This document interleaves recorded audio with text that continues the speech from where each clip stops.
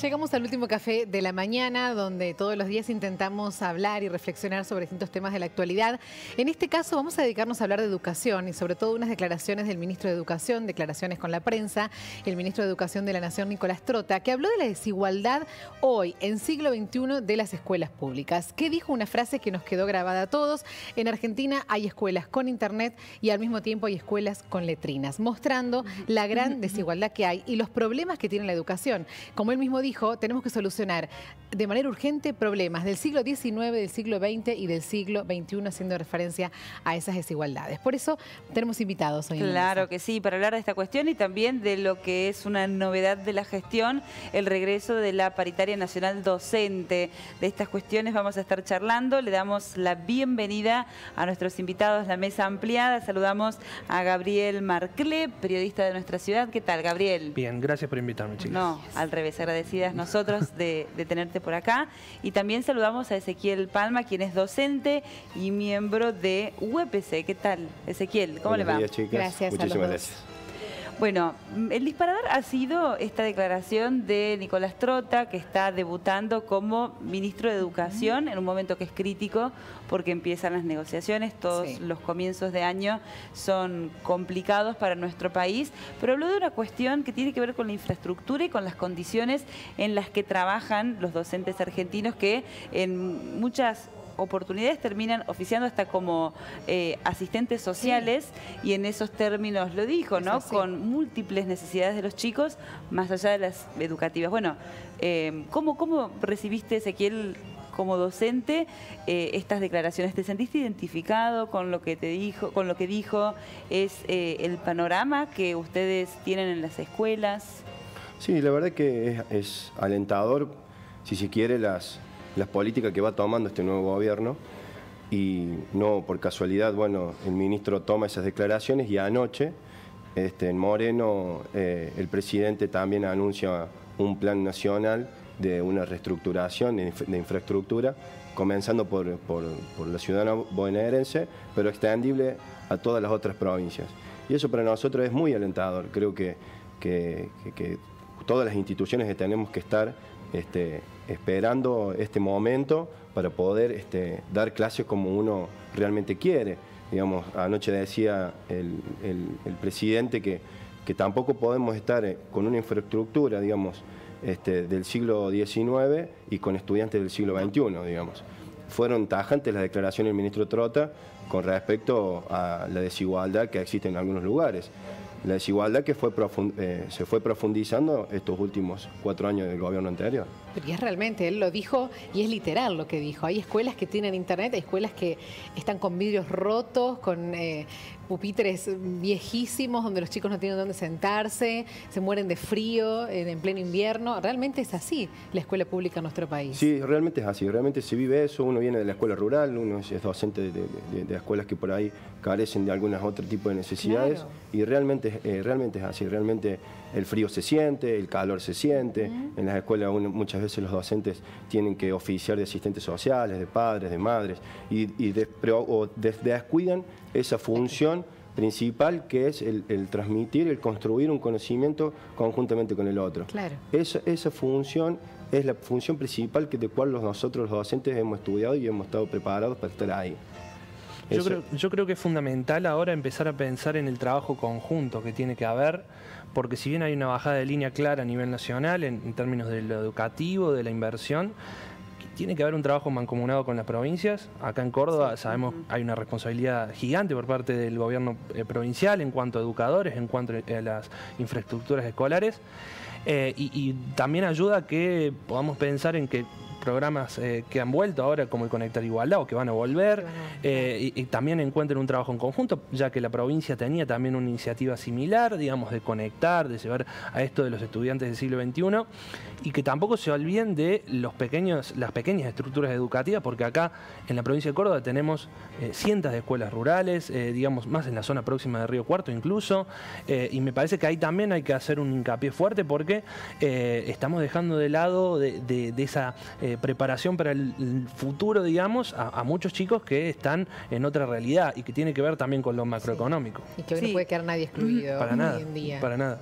En otra realidad también en términos de la crisis económica, ¿no? Los docentes son termómetro en los barrios de lo que pasa. Muchas veces los chicos llegan con la cabeza más bien puesta en el comedor y en lo que se va a servir, claro, que en el contenido que van a incorporar en ese día. No sé si ustedes lo perciben así. Nosotros en reiteradas oportunidades estuvimos poniéndonos en contacto con distintas organizaciones y daban cuenta de una realidad crítica que no tenía nada que ver con lo educativo, ¿no? Cómo se puede centrar un docente en lo educativo cuando hay necesidades que son más inminentes. Sí, hay chicos que van sin comer. Sí, realmente, por eso digo la diferencia de distintos modelos de distintos modelos políticos. Hay un modelo que se preocupa realmente por saciar el hambre en las escuelas y por saciar el hambre en los jóvenes y en los niños, y hay otros gobiernos que se preocupan por evaluar a los docentes o a los estudiantes sabiendo que con hambre no se puede estudiar. Entonces hay una necesidad, hay un plan en acción. Días atrás, cuando apenas asumió este nuevo gobierno, de lo cual también fui invitado para participar, hablábamos de la paritaria nacional, y ahí podíamos ver que no solamente en la paritaria nacional íbamos a discutir cómo iban a incrementar o cuál iba a ser la base de los sueldos de aquellos docentes, sino que realmente íbamos a poder discutir infraestructura. Íbamos a discutir infraestructura, íbamos a discutir capacitación docente, íbamos a discutir realmente los temas profundos que hay que discutir en educación, cómo avanzamos de acá para adelante con lo que tenemos, digamos. Eso está buenísimo. El ministro fue consultado de qué porcentaje iba a ser destinado del Producto Bruto Interno, fijó una base del 6%, de ahí para arriba. Digamos, eso es alentador, por lo menos el panorama. Veremos qué pasa de acá en adelante, cómo se suscitan las reuniones, cómo se viene generando la mesa, donde todos los estamentos tienen que estar, tanto los sindicatos, los docentes, las políticas públicas, todos los estamentos tienen que estar para poder llevar un plan en acción que contenga y que dé a cuentas, digamos, y que ofrezca otro tipo de educación que necesitamos en este siglo XXI. Bueno, vos hablaste de las paritarias, que ahora este jueves es la primera reunión. Algo tan esperado, porque durante 4 años dejamos de hablar de paritarias nacionales, y eso realmente se notó muchísimo, esa falta. Sí, yo creo que principalmente por esa tendencia a desideologizar, digamos, la educación y decir, bueno, los que piden aumento son quienes están en contra de este gobierno o quienes plantean otras cuestiones.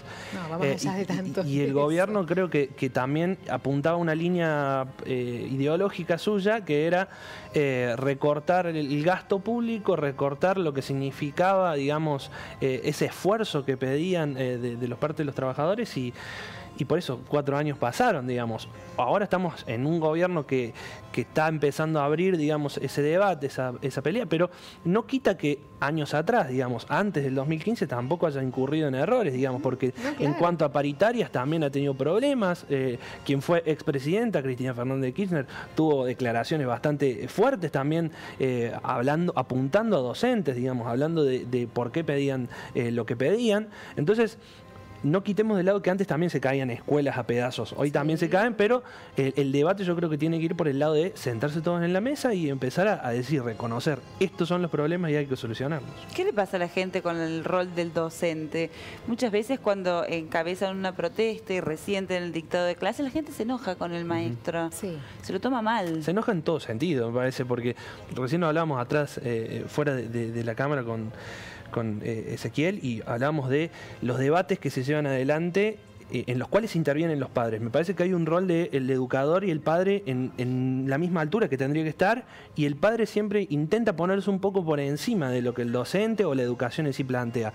Si estamos hablando de, por ejemplo, el lenguaje inclusivo como un tema de debate, o de lo que significa la identidad de género, la educación sexual, esos son 2 puntos entre tantos de los que se plantean, pero ahí parece como que los padres siempre quieren poner el pie arriba de lo que se plantea.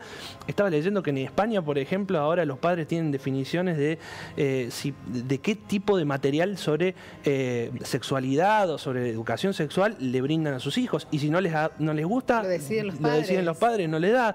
Entonces me parece que hay mundialmente. Los roles están como mezclados, ¿no? Mundialmente una tendencia. Y ocurre también con esto, de encontrarse con un paro, encontrarse con una necesidad de protesta, donde los padres también se ponen por encima de los docentes porque no se metan con la educación de mis hijos, ¿no?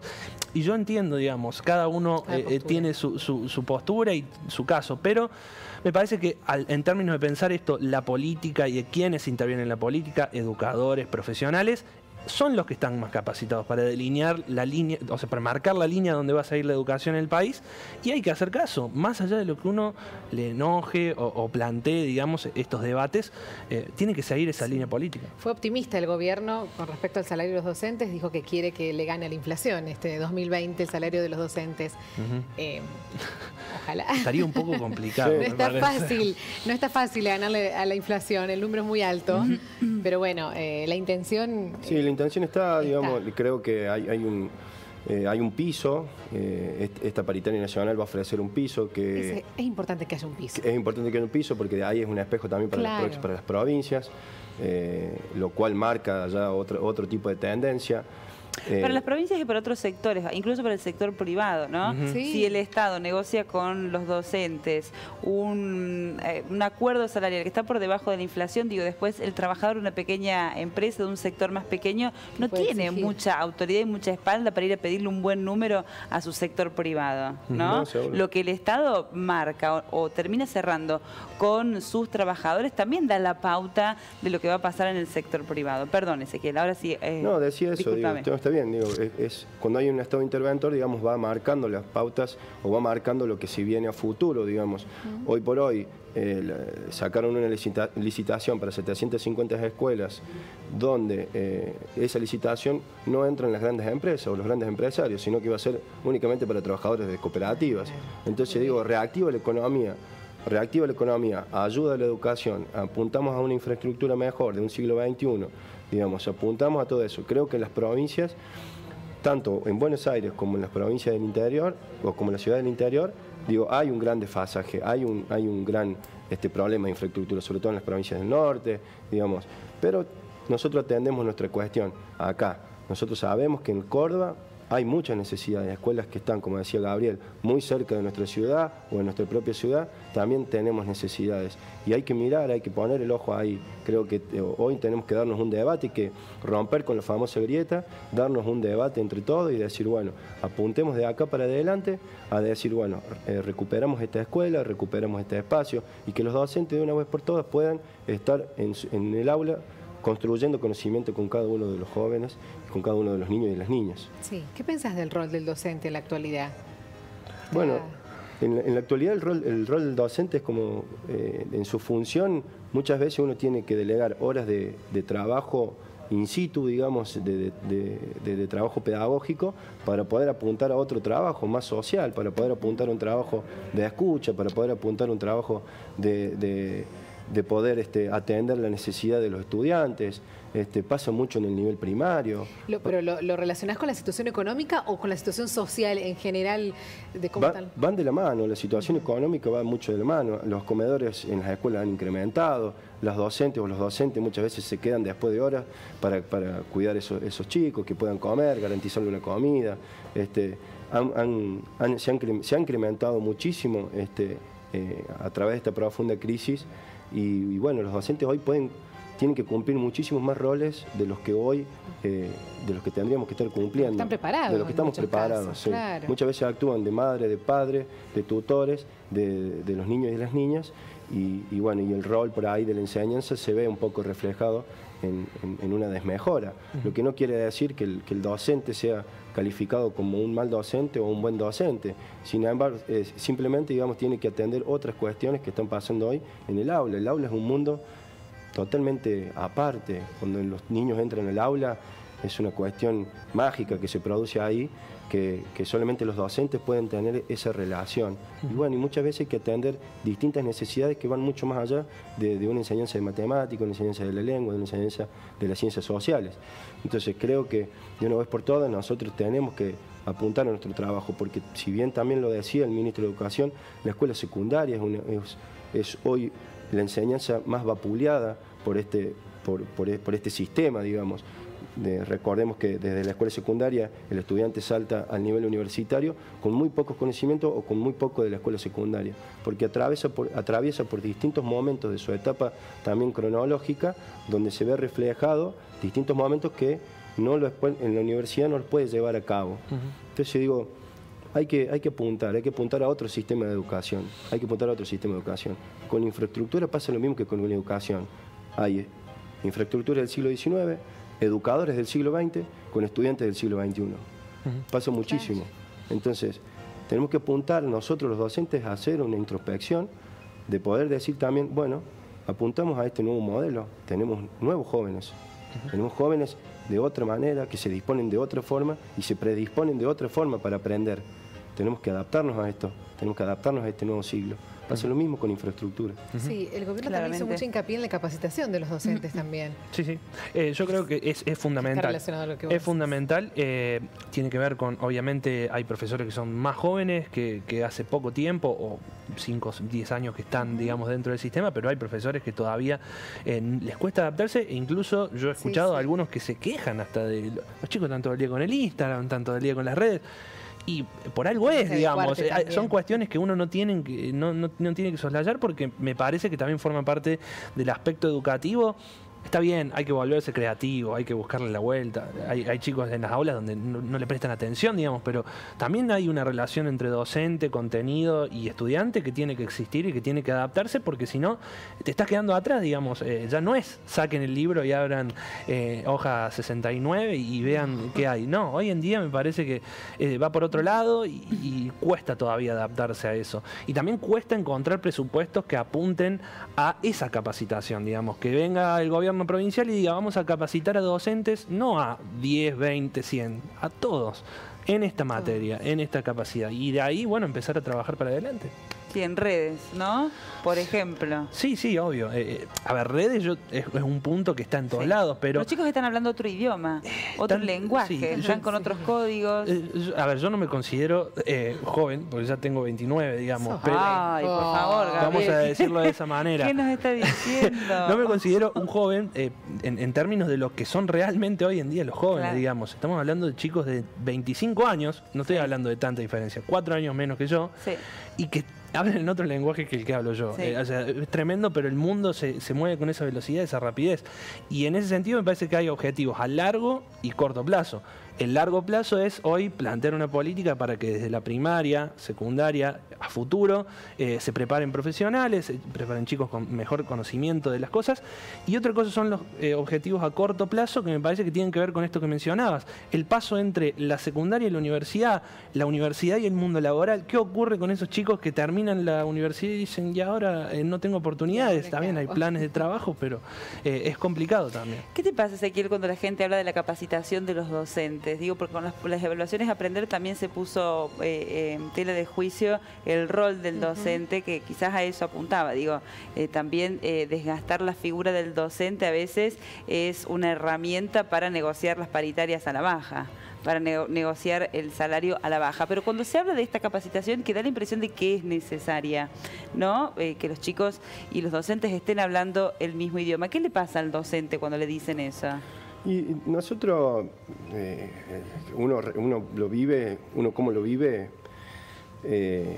los primeros 2 años del gobierno anterior se transgiversó un poco todo eso, digamos, lo que vos estabas diciendo recién, digamos, esa famosa capacitación docente, o que el docente no se quiere capacitar, o las pruebas PIS, o las pruebas aprender, como se llamen ahora en este momento. Yo, y una opinión particular, digamos, estoy en contra de ese sistema evaluativo. Estoy en contra de ese sistema porque en realidad el estudiante no aprende de esa manera. O sea, no aprende de esa manera, ni tampoco rinde nunca de esa manera. Jamás. No rinde con múltiple choice, no apunta a eso. Digamos, el estudiante aprende de otra manera y responde de otra manera. Entonces, estas pruebas estructuradas vienen a romper con eso. Y que largan un número que después ayuda a un gobierno o a otro a dirimir una cuestión netamente salarial. Entonces, bueno, yo creo que hay que instrumentar otros tipos de evaluaciones. A los docentes también, no hay que tenerle miedo a las evaluaciones. porque todos estamos capacitados para poder rendirla, pero que hay que instrumentarlas y tenemos que ser también partícipe de ese instrumento. O sea, tenemos que, como institución, ya sea un sindicato, ya sea el ministerio, tiene que instrumentar en conjunto una evaluación para los docentes, para los estudiantes, lo que fuese. No estoy en contra de eso. Sí estoy en contra de este instrumento que me parece que no es el acorde para los tiempos que vivimos. Sí, me pasa eso. Y me pasa que la mayoría de los docentes se capacitan. Hoy el Instituto Nacional de Formación Docente tiene capacitaciones gratis para los docentes. El gobierno de la provincia de Córdoba también hay capacitaciones gratis. Uno apunta a seguir formándose siempre. Entonces no tiene miedo a las evaluaciones, pero sí a los instrumentos y sí a quién las dispone. Y sí a cómo las predispone. Y a las lecturas de esas. De eso después, claro. Porque si no después se empieza a decir los chicos, estudiantes no están preparados para la ciencia. Y bueno, pero a lo mejor ese estudiante que no estaba preparado para la ciencia está preparado para otra cosa, digamos. Entonces enfocar los esfuerzos hacia lo que cada estudiante puede ofrecer. No significa que todos van a ser ingenieros o que todos van a ser escritores de libros. El tema está en cómo se construye esa evaluación. La evaluación hay que construirla entre todos. Totalmente. Porque si no, seguimos viendo el modelo del siglo XX o del siglo XIX y no estamos apuntando a eso, estamos apuntando a otra cosa en las escuelas. Entonces, cuando me preguntan si me molesta ese sistema, sí te molesta, claro. Bien. Bueno, ojalá, esperemos que sea un año sin conflictividad. Ojalá. Y que esa falta de conflictividad sea resultado de un buen acuerdo de los docentes con el gobierno, que les paguen bien a los docentes, ojalá reciban lo que realmente merecen por lo que significan como actores sociales. Mercedes también es docente. También. Sí, también es docente. Sí, a los docentes públicos y a los privados también. Y a los privados también. No lo dejemos de lado, porque son ojalá que no se altere el ciclo y que lleguen a un muy buen acuerdo. Eso esperamos, eso esperamos. Gracias. Muchísimas gracias por venir. Gracias a ustedes.